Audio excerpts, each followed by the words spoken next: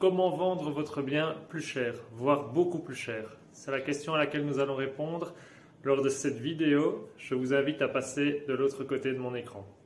Alors nous voilà donc de l'autre côté de l'écran pour répondre à cette question. Donc comment vendre plus cher votre bien immobilier?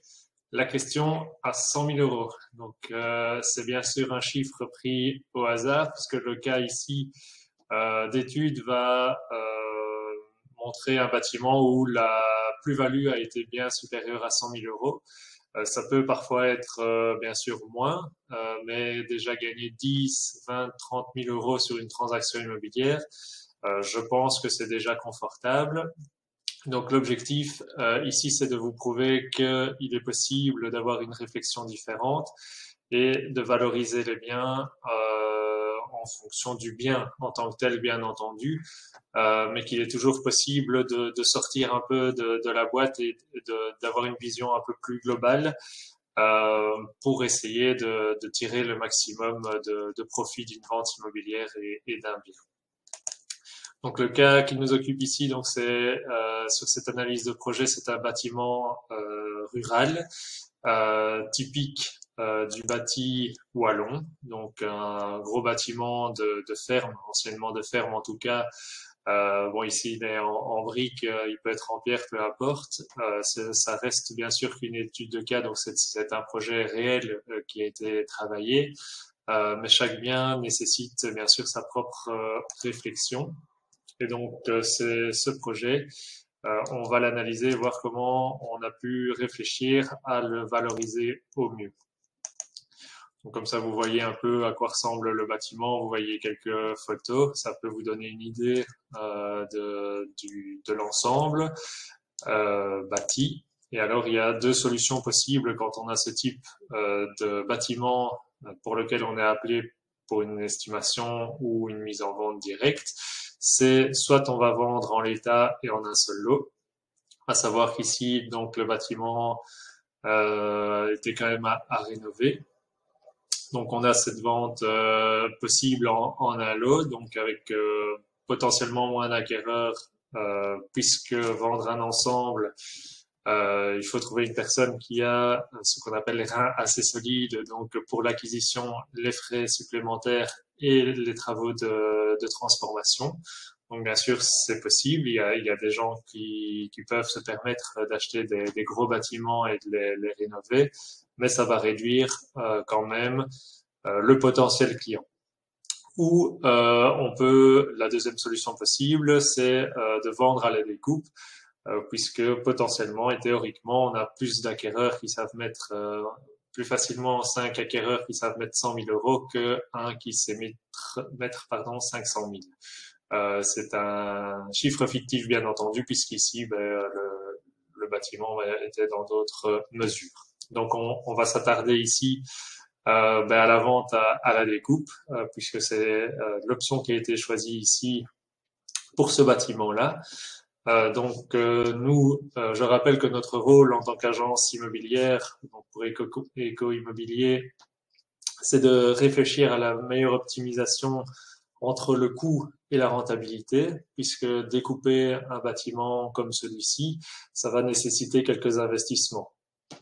On essaye de les réduire au mieux, au plus en tout cas, pour qu'ils aient un impact limité. C'est ça toute la difficulté de cette réflexion, c'est de trouver le meilleur rapport entre ce que ça va coûter de diviser éventuellement le bâtiment et surtout ce que ça va rapporter.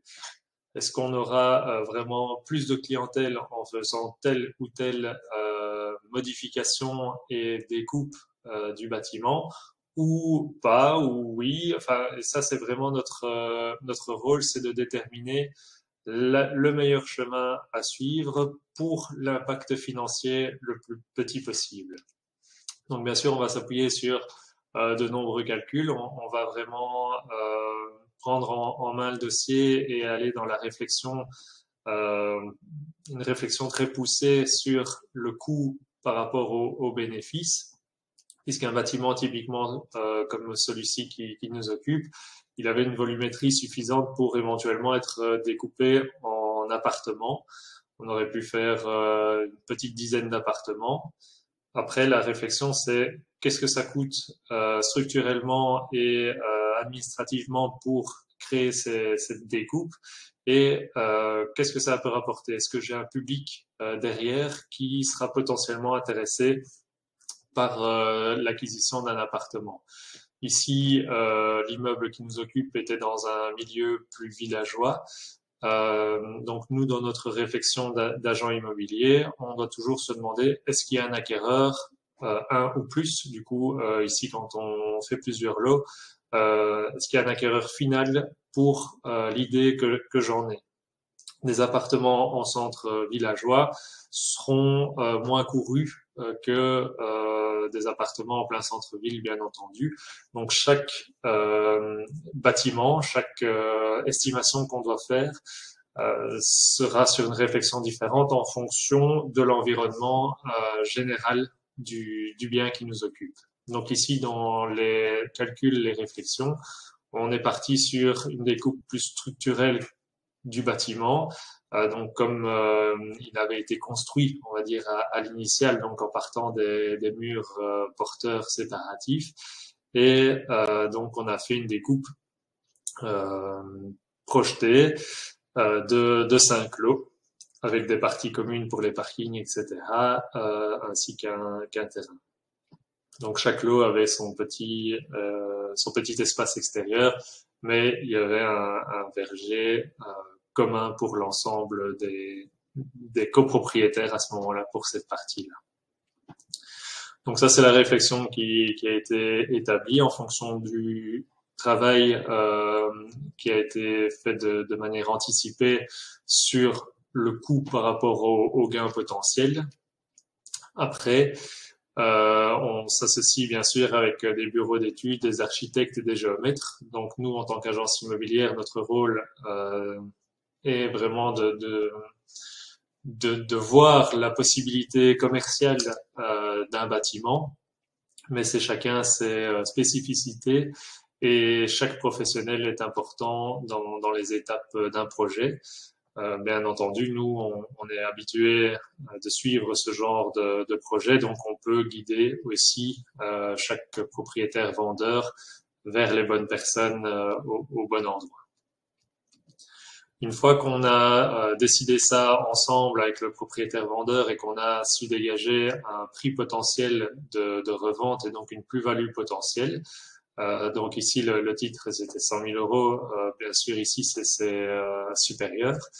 On va lancer des publicités et vendre. Donc là on va retravailler les visuels pour qu'ils soient plus attractifs en termes de publicité.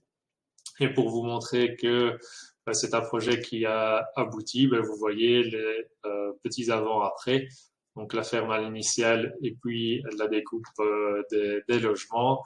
Et puis un visuel 3D qu'on avait fait pour la mise en vente également, puisque là, la réflexion avait été de pousser jusqu'aux grosses œuvres fermées.